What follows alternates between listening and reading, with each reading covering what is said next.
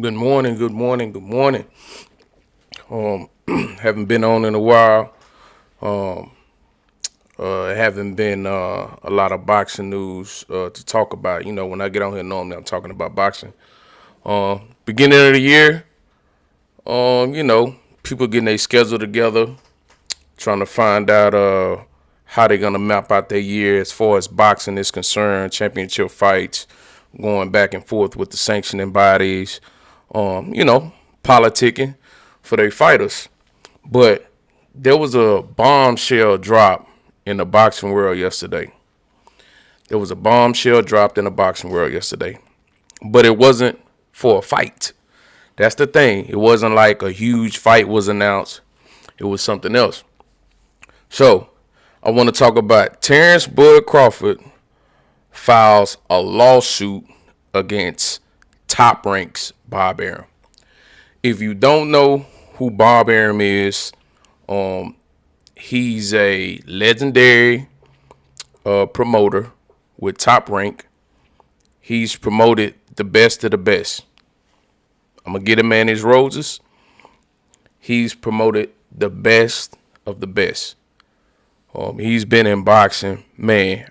He's like 80 something years old. I want to say he's been in boxing over 40 years, probably over 40 years. He's done multiple championship fights. So he even Rumble in the Jungle.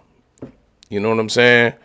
Um, he was a part of Ali. Well, I'm sorry, let me take that back. I don't know if he was a part of Rumble in the Jungle, but I know he worked with Ali. I'm not sure if it was then or before or afterwards, but I know he was a part of Ali's career. He done an interview about that recently. Um, but in this aspect, it's a very, very touchy subject on why Terrance Crawford filed a lawsuit. Terrance Crawford basically filed a lawsuit on racism and the way that Bob Arum handles black fighters. Now, if you know Bob Arum, he's an older gentleman, older white gentleman, Caucasian gentleman, and at this point in life, he says whatever's on his mind. He calls people out. I mean, he call them out their name. At times, he can be very disrespectful and blatantly too honest, in my opinion. There's certain things that don't need to be said. But Terrance Crawford is calling him out, saying he started his career out. He didn't hold up his end of the bargain as far as contract. Him getting them the big fights. He was supposed to get him a big fight with Earl Spence by the end of 2020. That did not happen. He screwed him. He really screwed Terrance Crawford out of the Manny Pacquiao fight. They were supposed to fight, I want to say, in 2019, around 2019. But he said that, for one, he didn't want to put the money up for Manny Pacquiao. I think Pacquiao was asking for about 20 million or so. He didn't want to put the money up. And then another thing, he said that Manny Pacquiao was a friend of his, and basically he didn't want to get Manny Pacquiao hurt, which is crazy because this is boxing. This is the hurt business. You know what I'm saying? No doubt about that one. So it just Bob Arum moves really weird, in my opinion, man, when it comes to certain black fighters. And I'm gonna say it, when it comes to certain black fighters, Bob Arum, he move funny, right? So I'm a screenshot, man, because I want y'all to see this, man. I want y'all to see exactly what I'm talking about when it comes to this situation, man. I'm gonna pull it up. So Terrance Crawford accuses Bob Arum of bias favoring white and Latino fighters in the lawsuit against Top Rank. Welterweight champion Terrance Crawford filed a lawsuit on Wednesday, which was yesterday, against his former promoter Top Rank in Nevada, alleging racial bias on the part of the company's chairman, Bob Arum. Now, the reason they said former promoter is because Terrance Crawford, when he fought his last fight, that was his last fight on the contract, right? So he fought out his contract, and I heard him on. He put out a statement and said that he fought Sean Porter's last fight. He basically said that he had to fight the last fight because Bob Arum is known for putting fighters on the shelf. Once he find out or he gets an inkling that you're trying to leave, your contract is about to expire, or that you want to be a free agent, or you might want to go sign with the PBC or the Zone, then it's a possibility that he can hold that last fight out and extend it out. You know what I'm saying? Say you signed a 6-fight deal with Bob Arum. Well, if he get around to that 4th or 5th fight and he might see that you not trying to talk about contract negotiations to extend or whatever the case may be, Bob Arum might throw you on the shelf your 4th or 5th fight, because he know if you get to that 6th fight, that after that fight the contract is over. You know what I'm saying? He do dirty stuff like that, man. But I'm gonna skip down a little bit because it just give you his welterweight rank and all that. The suit let's skip down here. Bud Crawford lawsuit against Top Rank.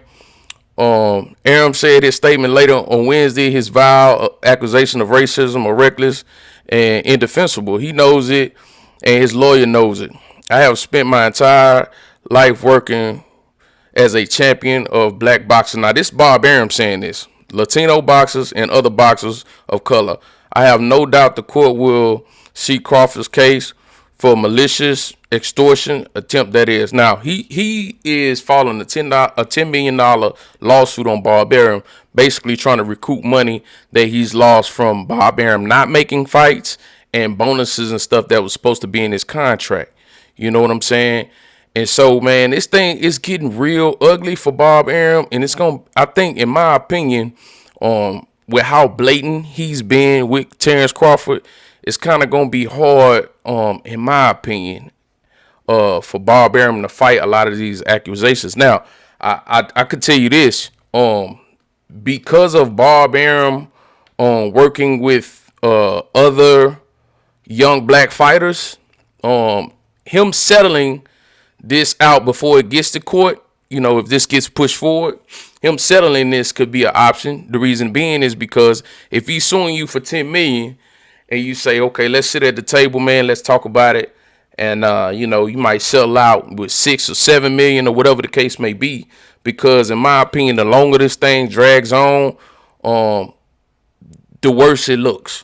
You get what I'm saying? Because you gotta remember, Shakur Stevenson, that's like Terrance Crawford's little brother. You know what I'm saying? Like, he looks up to Terrance Crawford. Now, guess who's Shakur Stevenson signed with? He signed with Bob Arum. That doesn't look good that you got one of the number one welterweight pound for pound fighters saying that he's suing you for racial, bias. You know what I'm saying? And then your star is a black fighter, Jared Big Baby Anderson.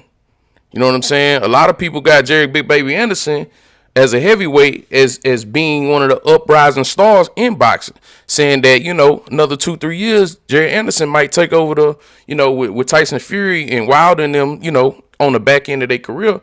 Jared Anderson might take over the heavyweight division. That's very possible. And he signed with Top Rank. You get what I'm saying? Fighters like Keyshawn Davis, right out of Virginia, just won Olympics. He just fought about a month ago, right? Now, he signed with Top Rank. And guess who his mentor and his big brother and who he look up to? He looks up to Terrance Crawford. So this lawsuit, as far as being settled, is not out of the question, because how ugly I think it could get. Now, another thing you got to realize is I'm gonna bring this down, and I can see anybody this this report or whatever. If you want to see it, man, look at it. I don't want to read it all. But and right here is just saying, how much money, Terrance Crawford made. Crawford made $6 million for November pay-per-view bout against Sean Porter. That was the last fight I was telling you about. He made $3.5 million from Kell Brook. He made $4.8 million with American. And he made $4 million for a matchup with Kavaliauskas, right? It's just showing you the fights that, the amount of money he made when he was at Top Rank. These are his biggest purses since he's been there. And you might say, hey, this is, that's a lot of money. And to us it is, but I mean, to the top dogs, you talking about like Canelo, Tyson Fury, Deontay Wilder, to the big dogs, they making $35-40 million purses. So in that aspect, this is not a lot of money. And even if it was, right, whatever's in his contract, Bob Arum has to fulfill. You know what I'm saying? Slandering Crawford name. He also said, I don't know if y'all know this, but he said this on camera, that the money that I've lost with Terrance Crawford, I can build a mansion in Beverly Hills. This is his fighter, right? He promotes this fighter. This is what he's saying about his own fighter, right? Another thing he said when Terrance Crawford was about to fight his last fight on his Top Rank deal, he said that I think he should go, elsewhere to another promoter. If you want to go to the PBC, basically he can go to the PBC. That's on camera. You know what I'm saying? He also came and said Terrance Crawford don't promote himself enough, right? Now, all these things might be true of how you feel about Terrance Crawford, right? And that's okay. That's fine. But you do not say those things on camera. You can't say that on camera because of the simple fact that you're working with this man and y'all working together. You know what I'm saying? Y'all business partners. So it's real messy, man. And Bob Arum got a history of Bob Arum has a history of top fighters leaving. I'm gonna tell you who left Bob Arum, right? I told you he's a legendary promoter, right? So he has some top fighters. So I'm gonna tell you who's left Bob Arum. Hall of Famers. Floyd Mayweather Jr. bought his contract out, I think, for either 750,000 or 900,000, one of the two. De La Hoya, right? Pac-Man, Manny Pacquiao, Miguel Cotto, and Mikey Garcia. If y'all don't know Mikey Garcia, he's the guy that fought Errol Spence at Cowboy Stadium, man. They put like 50,000, 55,000 people in the stadium. Mikey Garcia, he fought Top Rank for 3 years. They took 3 years of his prime away. Basically, Bob Arum sat him on the shelf for 3 years while he fought him in court to try to get out of that contract. Now, I know you're thinking like, oh, but those things that you're talking about, they don't necessarily mean that he's racist. And that's fair, right? That would be a fair statement. But I'm waiting for more details. I'm not picking a side right now, but I would tell you this. Bob Arum's his behavior has been very, very suspect. I will let the details play out because I like to let stuff play out. As far as like court cases, I don't like to run to it and say, oh, he wrong. But I can't tell you his behavior and the way he's acted from somebody he's supposed to be promoting, that has totally been suspect. To me, that's not a debate. You don't do that. Al Heyman doesn't do that. Eddie Hearn doesn't do that with DAZN. Floyd Mayweather don't talk about Tank Davis, his fighter, like that. They don't talk about their fighters like that. Only one that does that is Bob Arum. He's the only one that will come up and say something very, very negative about the fighter that he's trying to promote. And then when this fighter goes sit down at the table with, say, a Errol Spence to work out a fight and stuff like that, it devalues the fighter. You get what I'm saying? That's bad business. I'm not gonna badmouth somebody that I'm working with that works for me. You know what I'm saying? That I'm trying to promote. If it's anything, we'll wait till the contract over and we'll just get rid of it. You know what I'm saying? We'll split, we'll go different ways. But I ain't gonna badmouth you because if I'm degrading, your value, then I'm degrading my value because we making money together.